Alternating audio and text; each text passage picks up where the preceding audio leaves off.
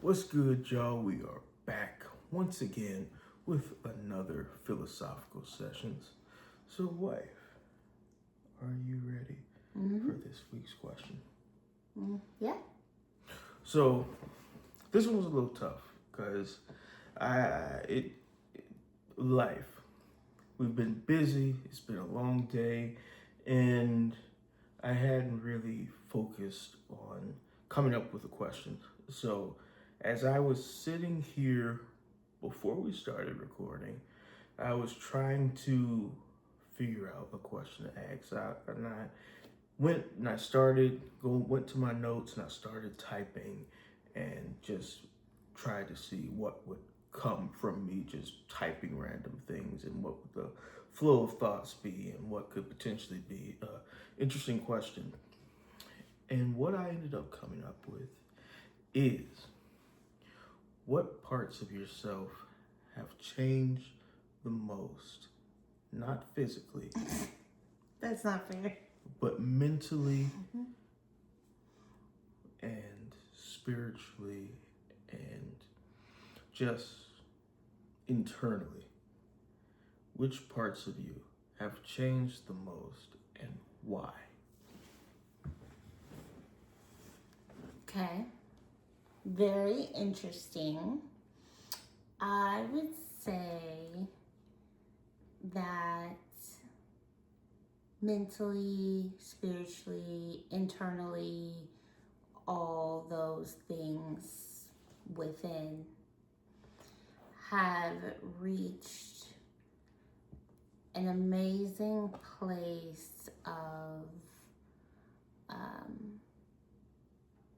I really feel like there should be a whole nother word for this, because I was going to say healing, like to have reached an amazing place of healing, like that's like, still happening, ing, which is fair, but, and then healed would be past tense, so like, I feel like there needs to be like a healment, like a heal. There should be a whole nother word. But I would say that, yeah, like I have.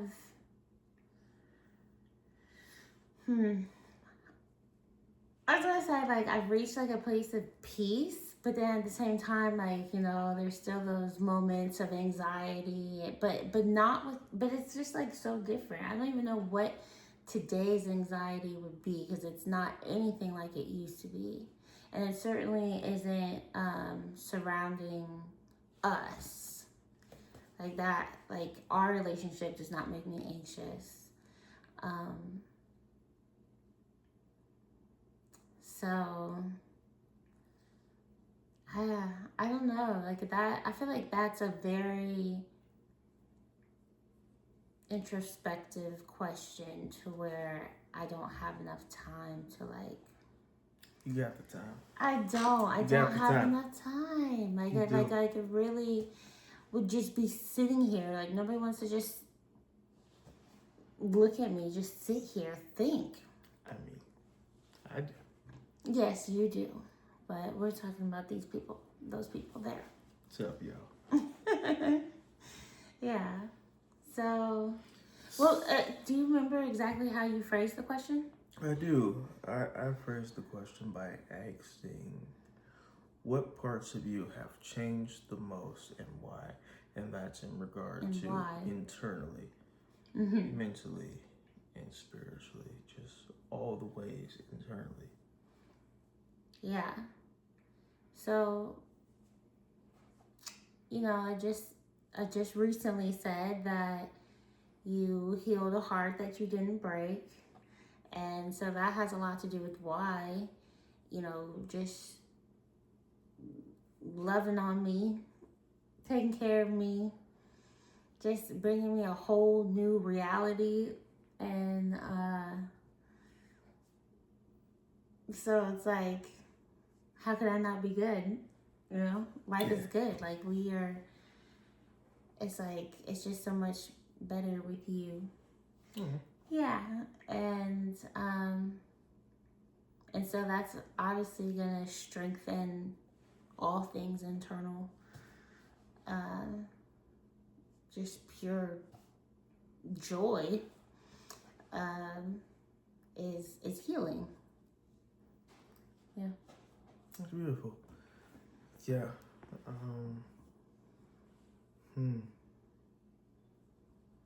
What parts of me have changed the most and why? I would say I am at the most confident I've ever been in my life as far as my mindset and how I choose to be confident of self and have the confidence to be all parts of myself, regardless of the space that I'm in, and be more open and willing to be open and vulnerable with myself, with others, even those who I'm not particularly emotionally invested with, and just sharing that with even all of you here watching now and on social media. That has been a large developmental shift in who I am that I would credit to you and the comfort that you've given me and the way in which you see me has allowed me to have a better view of myself and be more willing and have more of a belief in what it is that I am capable of and have more acknowledgement of self, of what it is that I actually am currently in the things that I can bring to the world. So I'd say that would be one of the things that has changed the most.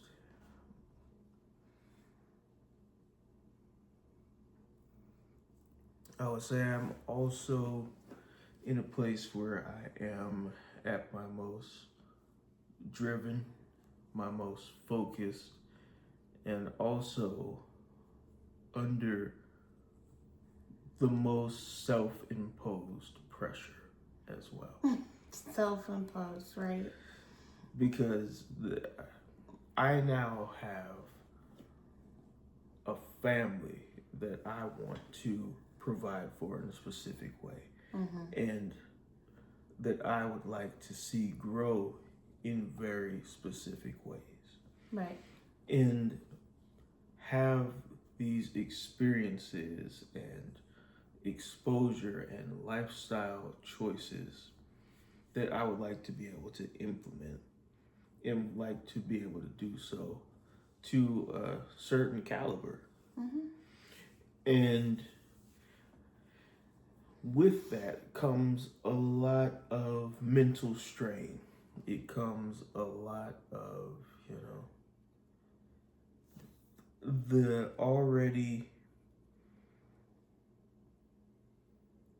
just the weight of the passage of time. And I always speak of how important the passage of time is, and time is our most precious commodity because it's just, it leaves at such a high pace. Yeah. And it's something that you never get back. And with that, it's just very difficult to be at peace with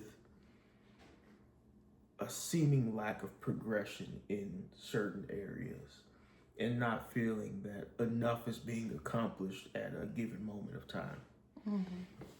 And so it just, it shifts the perspective of how I feel about day-to-day goings on, which is why I always try to be as productive as possible to get as much done as I possibly can in all areas, making sure that the work-life balance is good, and even that is challenging to grapple with how best to use time, what should be higher prioritized than the other at any given time.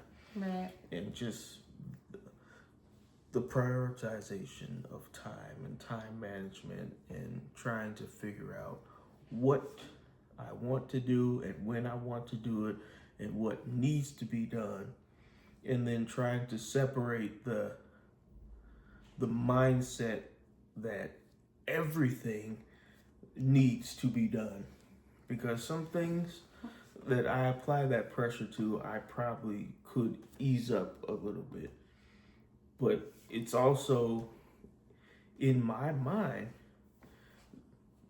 that very thing is a very thin line, because that mindset is the edge of greatness. It can either spiral you downwards and make you crazy, or it can propel you upwards. But it's just hard to find that balance of not teetering too far over either side, but trying to stay in the middle and hopefully lean more towards the side of propelled towards that greatness. Right. Because it's a lot to It is a lot. balance all areas of life. Definitely. Without certain things suffering from a lack of prioritization or a lack of time being spent on these areas. Right. Because it really seems like the most important thing is to stay present, because that's all you have. Exactly. And then when you mix that with having children, very young children who are very dependent, we're talking toddlers, and as well as a teen, which teens still need their parents as well. For sure. Absolutely still do. Mm-hmm. So needing to spend that time, Yeah. It just really is hard to find the balance, because it's really good to slow down, but slowing down, then that really increases your self-imposed pressure of sure, oh no, time is not that the kids are ever a waste of time, no way, but it feels like time is being wasted because you're not, it's just how to maximize time. Yeah. And but really, you're doing it for your family anyway. So it's being able to find that, being at peace with presence. Yes, exactly. And being at peace in the present. Really, really being grateful, being within gratitude. Grounded in gratitude is, that's always this present. That I have is everything. And I can enjoy this. But that's also very hard to do when you are aware of that reality behind the idealism. Whereas that is true and that is a reality. Yes. There's also the reality is that what I spend my time on here in the present dictates the future. Yeah. And those future results. So if too much time or not enough time is spent, the trajectory of life shifts greatly. Mm-hmm. And that's just hard to grapple with, especially with the mindset that if progression and growth is not being made, we're deteriorating. That's what you said. And that's a problem. Mm-hmm. That is a big problem, especially for me, because I just cannot handle that. I find great difficulty with stagnancy and the separation of stagnancy from stillness. Too much stillness for me, the mindset of that is just hard to differentiate between stagnancy.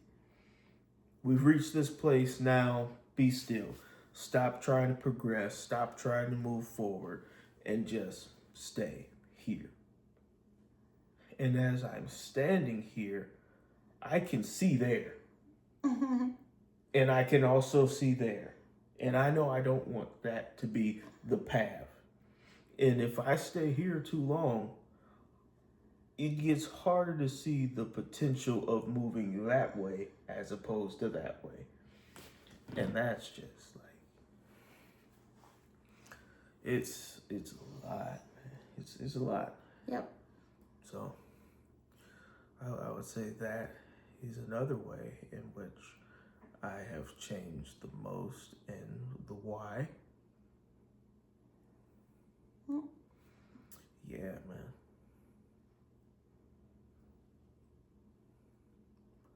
I would also say I've learned to be more free and am actively learning to be more free than ever before in life. And again, I credit that to you because I told you that's one of the things I admire the most about you is your freedom of self and expression and just free to be authentically you in all spaces to an extreme that Only to I you. have not yet reached. But would be lovely if I could learn to relax more and be more vibrant, allow myself to radiate the internal pieces of myself that have more fun, that have more whimsy, you know? I can be whimsical at times, but it's not something that really gets to come across in public spaces. Yeah. Even within home life, you know, we were just having a conversation the other day how, you know, I don't really like some of the more fun aspects of myself are still restrained a bit. Like I have more restraint with myself. And I've started to sing more openly around the house and wherever it is we may be amongst ourselves. Yeah. And that is something that's fun, that's interesting, that has been more of a new development for me. Yeah. So, yeah, I'd say that's an exciting new development. Like even being here in this episode in a t-shirt and a backwards hat. Love it. That is another authentic side of myself that ordinarily I would not have allowed myself to be visually represented in this way. Yeah. This is a very relaxed, casual look that I do wear at times in my life.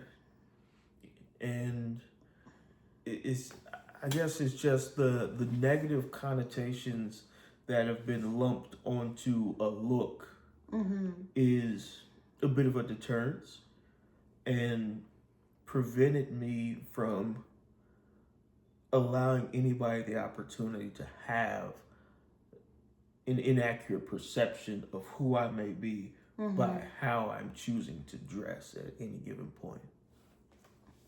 And that's something I consider to be absolute nonsense, first of all. And why I'm starting to branch out more with the way in which I choose to visually express my self-expression. Because the record is there. The foundation has been laid for people to have an understanding of who I am at my core. And they have seen and heard and read all of the different ways in which I'm able to express myself and articulate certain things and have a certain, just the way I choose to carry myself and how I navigate the world and conversations. That's already there. Yep. And now I feel like I can be more free to offer the reality of this representation that matters. Yeah. That even though I do speak a certain way and I do have a certain level of intellect. That doesn't mean I don't enjoy different aspects of culture. And just because you see a black man in a backwards cap and has on some nice jewelry and a t-shirt, and that doesn't mean he's lacking of intelligence. And very well could be the opposite. And I would really want that perception to be out there and readily available. People can see that. Right. That we are more than what is being pushed in media and what is being shown in media. I am a very proud black man who is also a husband and a father and an intellectual. All of these different things I am as a black man. And I just really feel like it's important for people to be able to see ways in which that can be represented. Mm-hmm. And it doesn't always look a certain way. So, yeah, don't judge a book by its cover. But if the cover looks interesting, try reading it. So, as always, everybody, keep it intentional and support love. Stay well and prosper, y'all. Peace. That was good, babe. Yeah, Yeah. Mm-hmm. I enjoyed this. See y'all.